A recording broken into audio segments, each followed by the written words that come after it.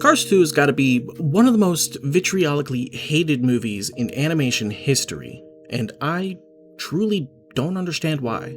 You ask me, this movie isn't even bad. Dare I say? Dare. It's good. I wouldn't call it a top 10 Pixar movie or anything like that, but a lot of people act like this is the worst movie of all time, when the worst thing about it, in my opinion, is that it has a couple of minor plot contrivances. I chalk this up to the standard people have come to expect of Pixar. The same reason I think a lot of people have been so underwhelmed by Elemental.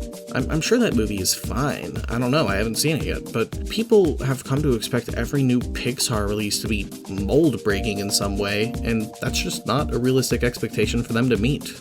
Cars 2 is not going to make you cry, or have you leaving the theater with a really important life lesson like about half of Pixar's catalog manages to do, but I think it's good anyway.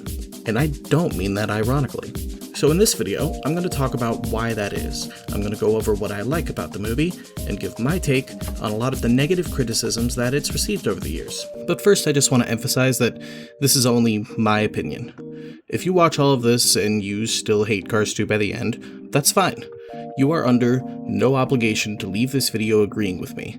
I just want to make my case for this movie, and possibly open up some civil discussion around it. Alright, so a few minutes ago, I was working on the Cars 2 video, editing the intro. You can see the audio timeline here, and I was going to do a screen recorder bit where I look up Cars 2, and I show oh, the results are all bad reviews. This is how I find out that Mr. Enter, of all people, beat me to the punch on this one and made a Cars 2 defense video. I haven't watched it. I don't know if it has anything in common with the video I'm making. I've never interacted with the man in my life, so there's no way I could have known that he was making this. I want to get on record, this is a hilarious coincidence, and I am here for it. Before we get into anything plot or character related, I want to take a second to talk about some of the small stuff that flies under people's radars. A lot of this is in relation to the animation. When people talk about Cars in general, I've noticed that they often don't give a whole lot of credit to the animation team, and I really think that they should. The very concept of making a movie about talking cars is inherently silly and ridiculous, and figuring out how to animate that couldn't have been easy. It's difficult for me to describe it because I'm not an animator myself, but from my perspective, they're working with rigs that are comparatively very limited in terms of how you can make them express themselves, because they don't have conventional limbs. Animating body language becomes a completely different challenge altogether when the body in question doesn't resemble a human at all. Figuring out how to move a car's chassis around while they're talking, having them use their tires to gesture at things like fake hands, or how the little forklifts can pretty much use their forks like real hands. They had to be able to animate all this without it feeling completely out of place for the fact that they're cars.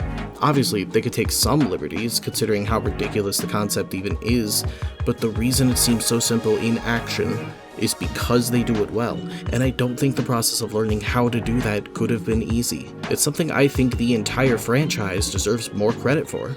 But now, can we talk about how Cars 2 kind of kicks this up a notch? Figuring out how to make the cars as expressive as they are is one thing, but how do you animate living cars when they're trying to kick each other's rear bumpers, as it were?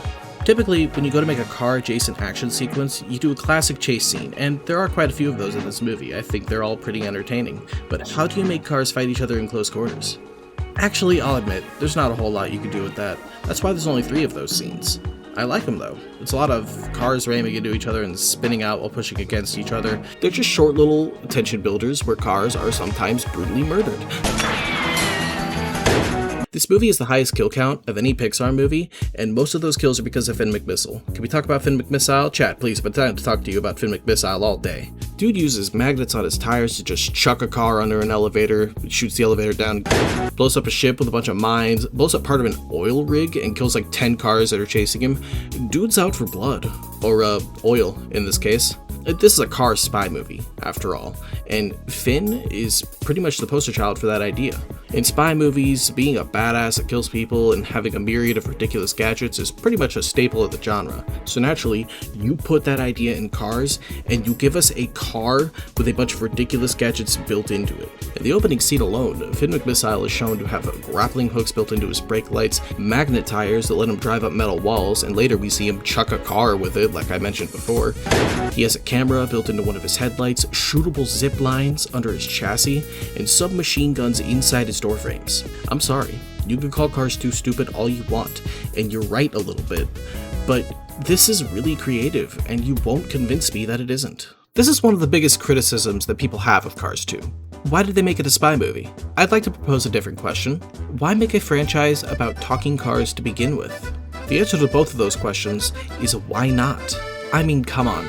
Look at everything this franchise has to offer and tell me it isn't at least a little bit stupid at all times. I've seen people try to compare this to other Pixar franchises, like in Toy Story, the fact that they're toys is important to the story. In Finding Nemo, it's important that they're fish. In Monsters, Inc., it's important that they work for a corporation. You get the idea. I'll kidnap 1,000 children! If Cars was trying to be like those movies, if you tried to make a movie about living cars with a thematic reason for them to be cars, what would you get out of that?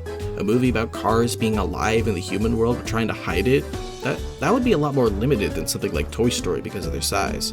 A movie about cars rebelling against humans that would just amount to a horror flick where cars commit vehicular manslaughter for an hour and 30 minutes? If you have a good idea for this type of movie, I would genuinely love to hear it. Leave it in the comments. But, me personally, I think that if you went into any Cars movie expecting it to be like Toy Story, you were setting yourself up for disappointment from the very start. If anything, I like to view the Cars franchise as a parody of what was the typical Pixar formula at the time, because it's basically the exact opposite. I have no way of knowing if this was ever the intention with this franchise, but I think it's a lot better when you view it through that lens, and a lot of the supplementary material like Mater's Tall Tales and Cars on the Road definitely embraces the angle of the franchise just being inherently insane. Pixar makes plenty of grounded stories, why not have a franchise that's just stupid fun? That's all Cars ever was, and that's all it needs to be. That being said, I still think the story of this movie is good, and I'm gonna defend that too. I was going to try to summarize the entire movie's plot for context, but I realized that would take too long, and I want to have this video done before July is over, so what I'm going to do instead is give a very quick synopsis, and then I will fill in the blanks as I respond to criticisms about this movie's plot.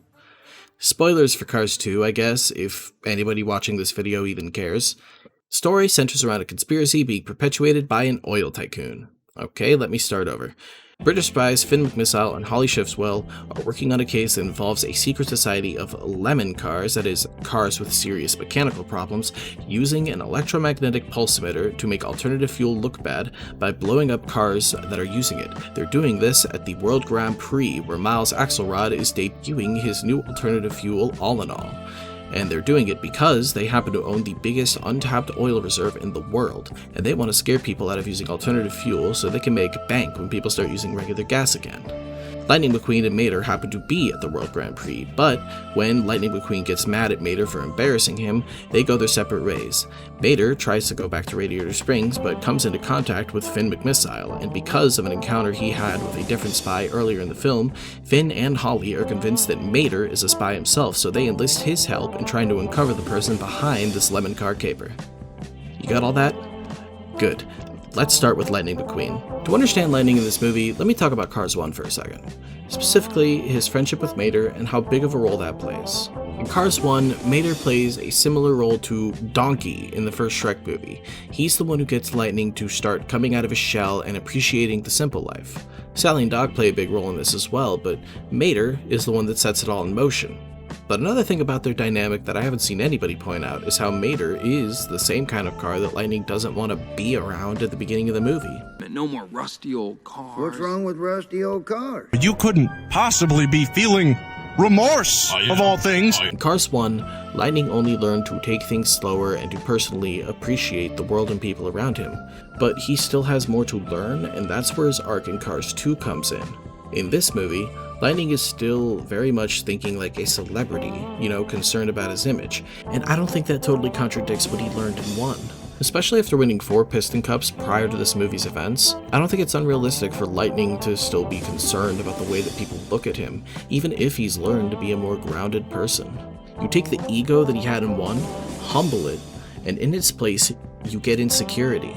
Lightning loves Mater like a brother, of course, but it's established that he never brings Mater to his races, and he hesitates to even bring Mater to the World Grand Prix until Sally points that out.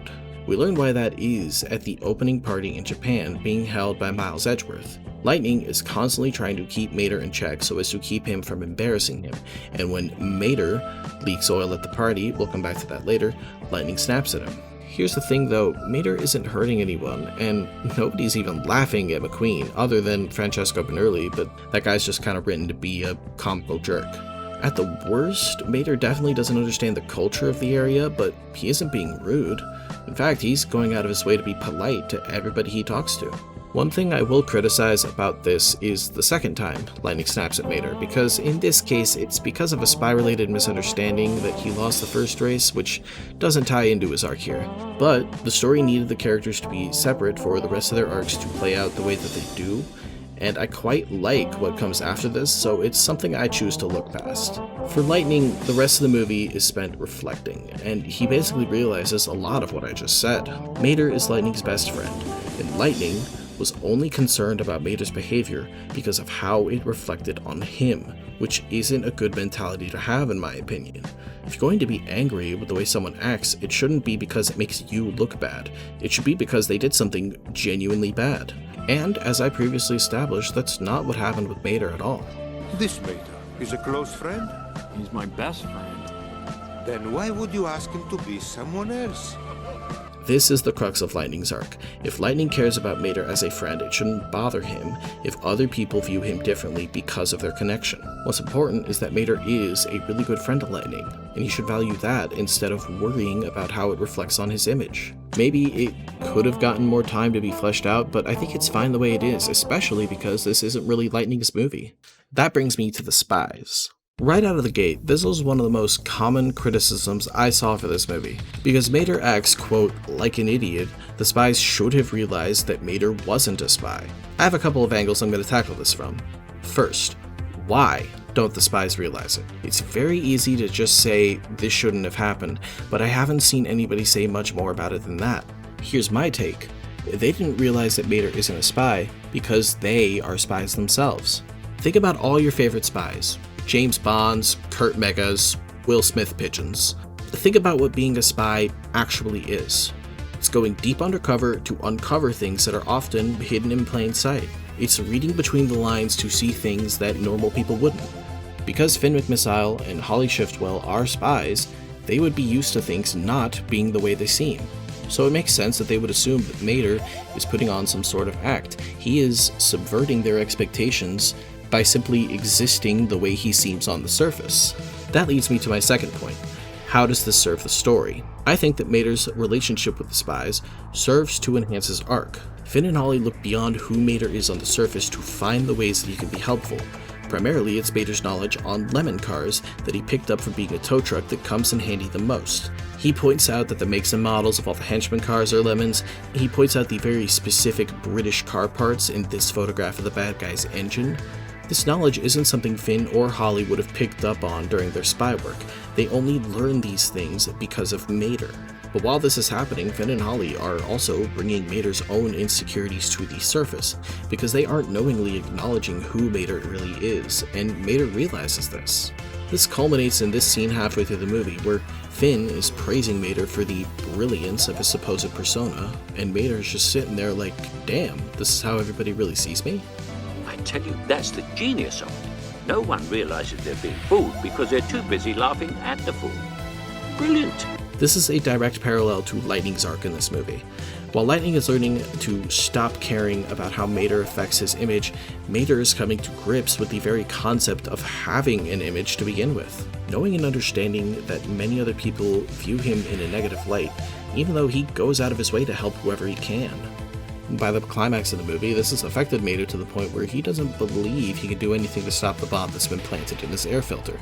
But after a pep talk from Lightning, who reassures him that he's fine the way he is, Mater redeems himself by revealing the person behind everything. Which brings me to Miles Morales, Miles Axelrod. This one is a criticism that I kind of understand. Kilometer's Axelrod isn't exactly a very memorable character. I personally found Professor Zundab to be much more entertaining as an antagonist because he actually has a presence in the movie. There's not a whole lot of foreshadowing that hints towards Miles Tails per hour being the bad guy, but there also isn't anyone else in the story that it could be, so it's simultaneously obvious and not obvious enough. I think it is completely fair to say that Miles Axelrod is a bad twist villain. In a vacuum, that is a statement I will agree with 100%. However, like my previous issue with the way Lightning and Mater were separated, it is something I am willing to look past because of its role in the larger story, specifically because of the way that Mater figures it out. When Mater lays everything out, it makes perfect sense. Miles is an oil tycoon who created All in All and set up this whole conspiracy to make alternative fuel look bad so people would rely on oil instead. How does Mater figure this out? He connects one dot and bases the rest of it on what ifs. He figures out that the bomb inside him and the engine from the photo are both held together using very specific British bolts, and he connects that to Miles because he's the only British car with direct connections to the World Grand Prix, which is the thing that this conspiracy is surrounding. However, Mater also comes up with things that he has no reason to believe, like Axelrod's motive and the fact that it was actually him leaking oil at the party. Mater has very little precedent to believe that Miles Axelrod is behind everything, but that's exactly why I like this scene, because I think figuring out one connection and then piecing the rest of it together in his head with a ton of unearned confidence is probably the most Mater way he could have solved the case. Even everyone around Mater is telling him to stop before Miles deactivates the bomb and exposes himself. The story knows that Mater has no reason to be this confident, but the purpose of this scene isn't just to show Miles Axelrod being exposed, it's to show us that Mater is done second guessing himself. He's gonna be who he is, even if people think it's crazy. And that brings me to Mater. This is, bar none, the biggest criticism I have seen for this movie. Why is Mater the main character?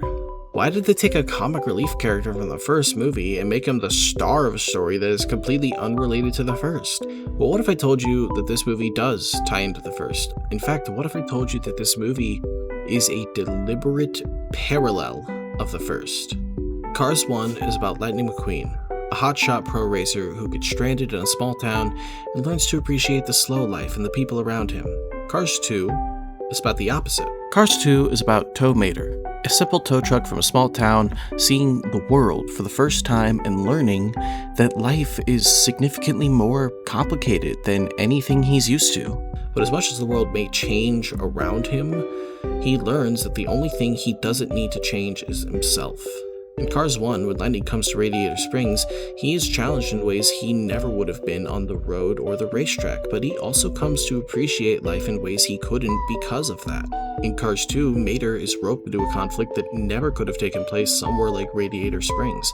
Mater is judged in ways that he isn't in Radiator Springs, but ultimately, even though he comes to doubt himself for a time, he doesn't let it change who he is fundamentally, because who he is fundamentally is fine, and because he treasures the experiences that life brings his way. And my favorite souvenir, this new dent. For a second there, I thought you was trying to fix my dents. Yes, I was. Well, then no thank you. I don't get them dents buffed, pulled, filled, or painted by nobody. They ain't way too valuable. Your dents are valuable. Really? I come by each one of them with my best friend, Lightning McQueen. I don't fix these. Just let me go get my Oh, tools. no, I'm keeping that dent. It's way too valuable. It is the very same lesson that McQueen had to learn in the first movie, but instead of having it be taught all over again, it is tested in a completely different way with a completely different character. Mater is a tow truck who, despite his outward appearance, despite how many people see him as a fool or an idiot or just comic relief, Tow Mater is a genuinely kind and caring person who does his best for the sake of everybody important to him. Tow Mater is a good friend, and he never needed to be anything else. But I told y'all before, I'm not a spy. We know. Spy or not, you're still the smartest, most honest chap we've ever met. Don't forget massively charming. Well, thanks. But as much fun as it was hanging with y'all, this is home.